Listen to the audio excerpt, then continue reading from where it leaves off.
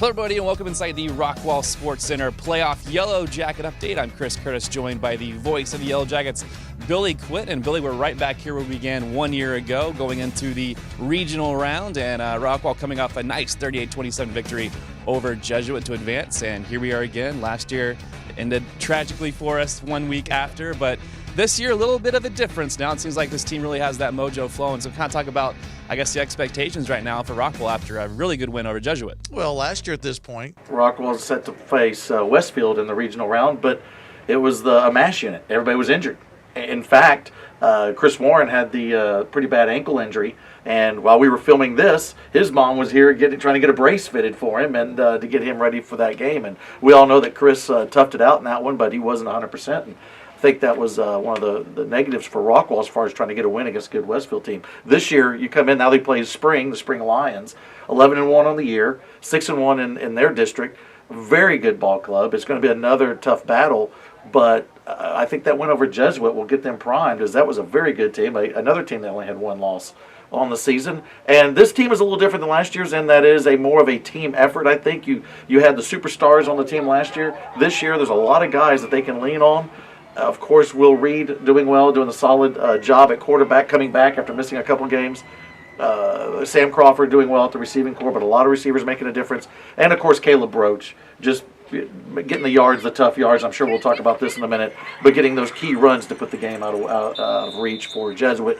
So, yeah, it's we're back to the same spot, but a little bit of different attitude, I think. Let's jump right into it. Caleb Roach. We talk about him every week, but this kid has absolutely impressed all of us. Still no D1 offers yet, but I'm pretty sure those things are coming, and they're going to be coming quick here.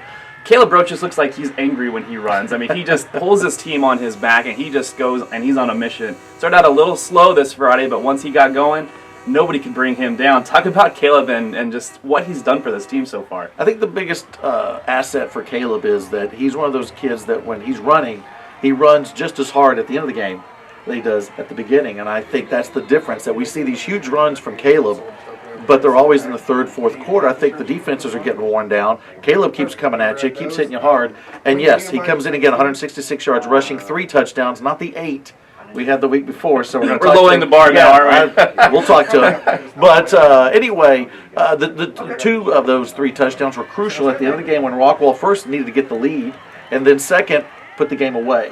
And if you have not seen the long run that he had for the touchdown, where he pretty much ran through the complete Rangers defense when it looked like he was going to be down 2 or 3 times, it's an incredible run. And then to put the game away where it looked like a face mask, it wasn't called, but we're just needing a first down to try to run some more clock.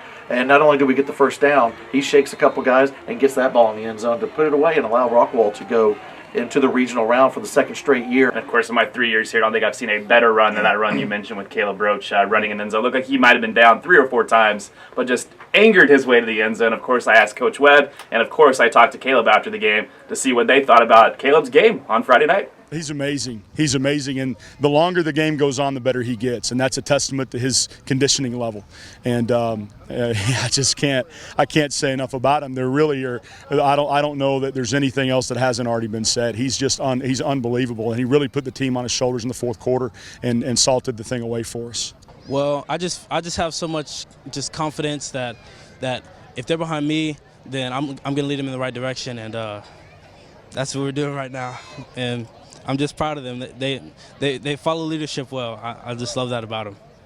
And, of course, Billy, we have to move forward now from Jesuit. We have a tough team in the Spring Lions. As we mentioned, it's not the same team we faced last year. That was Spring Westfield. Now it's just Spring. So kind of talk about Spring. They're from the Houston area. They're going to they had 1 loss all year. They dominated Pflugerville last week. So kind of talk about Spring and what we know, or what little we know about them, but what they bring to the table. They beat Pflugerville Hendrickson 38-14, dominated that ball game. So that's a little bit scary, as this is another tough team that Rockwall's facing. But, if you want to go be the big boy, you got to go take on the big boys. And so Spring is one of those that's in Rockwall's way for the state championship. Yes, as you mentioned, 15-6A. They went 11-1 on the season, 6-1 in district. Very solid team. Looks like they run the ball more than they throw it. The quarterback is Spencer, that has put up about 1,300 yards passing, but over 700 yards rushing. He's the second leading rusher on the team, so he'll keep it and run. We're used to that. We've seen a number of teams that have the mobile quarterback, the dual threat, like Tyler Lee is one that's a prime example. Denton Ryan earlier That's what killed Rockwall, was the mobile quarterback against Ryan, and of course Horn, same thing. So Rockwall's used to it. They know what to do and how to try to contain the threat. McCrary is their key running back, just short of 1,000 yards, rushing the ball. So I think Rockwall's going to have their work cut out for them on defense, as we just talked about the defense. But they'll be there. They'll make the plays, and of course on offense for Rockwall to go against that stout spring defense, holding Hendrickson to 14 points is very impressive. So Rockwall's just going to have to, and I know Coach Webb, and if you have an interview with him, he may say this. If not, I'm sure you've heard him say it before.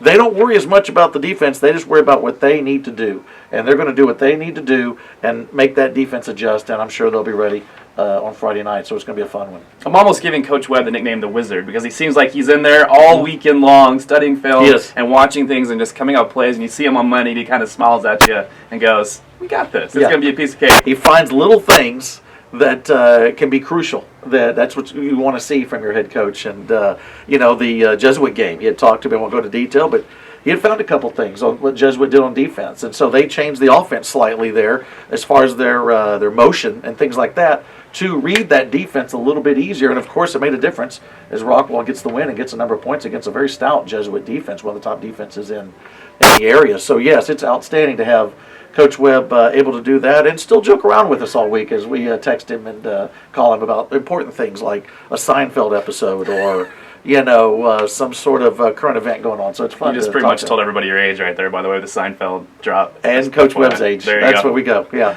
He has hair, though, right? So he does. He does. But, of course, everyone asks why Coach Webb scheduled these tough teams. And they started out 0-3. And like, Coach, why didn't you schedule an easy team to get that undefeated record? Well, now you're seeing why he did that. And now we're not going to be afraid of these teams that now, like, as Coach mentions, once you get deeper in the playoffs, there's nobody easy left. This is all teams that know how to play football. It's really nice to fall back and say, gosh, have you played a team this tough? Yeah, we did against Trinity. Or we played Denton Ryan, who's still in the playoffs, as I mentioned before. So, yes, exactly. That's the reason you play these teams.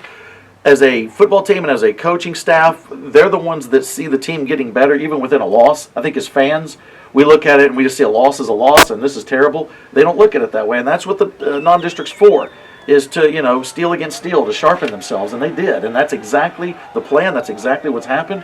And here we are, where the record is not college football, where you have a one loss or whatever that's going to make a difference. Here, as long as you win district or get your wins in district, you got a shot. And that's where the Rockwall Yellowjackets are right now. I think that Rockwall hopefully is starting to get a little respect around the area. Those 3 losses, I think people look at it when they don't know this team. They've been picked against all year. You look at the Dallas Morning News, and they all pretty much picked Jesuit. I'm sure they're all going to pick Spring this time. Well, great. Keep picking that way because we know what this team is made of. We know how good they are. I seem to always underestimate the Rockwall Yellowjackets by far. But, of course, I asked some of the players after the game. They were in this position last year. 3rd round, they thought they were the better team, and they ended up losing. And they probably should have ended up winning that game last year. But still, I asked, is there a little bit of motivation for you guys knowing that you're in the same spot you were last year and you have a chance to move on to the 4th round? Let's see what they had to say about it. Hey, do what we couldn't do last year, man. Hey, I talked to a couple of guys before the game that was my teammates, ex-teammates last year, and they told us, hey, do whatever we didn't do last year. And we use that as motivation each and every day, and we come out there and grind at practice, and it leads to games and big wins. We're practicing good, so keep working hard in practice, and, everything work out. We're going to win if we keep working hard. Do our job. Not think too far ahead. Just go 1-0. That's been our motto this entire season. Just go 1-0, and the rest will figure itself out.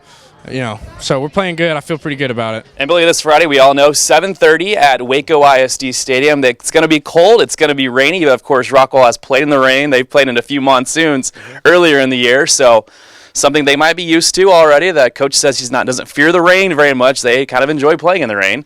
It helps their offense. So kind of talk about this, and might be our first real cold game of the year, but that probably won't affect us. I don't think that'll affect us. I think also if you have the bad weather conditions come in, I think that doesn't really give either team an advantage with Spring running the ball also, that runs the ball a lot also. Obviously, Rockwall leans on the running game a good amount too. I think Rockwall's probably a more balanced team as both running and passing, but we've seen this team play and like you said, in torrential downpours, so it doesn't really affect them. They just keep moving the ball, and they in fact, football players like playing in the rain. They never, and the cold. So this is what it's about. This is why you play football.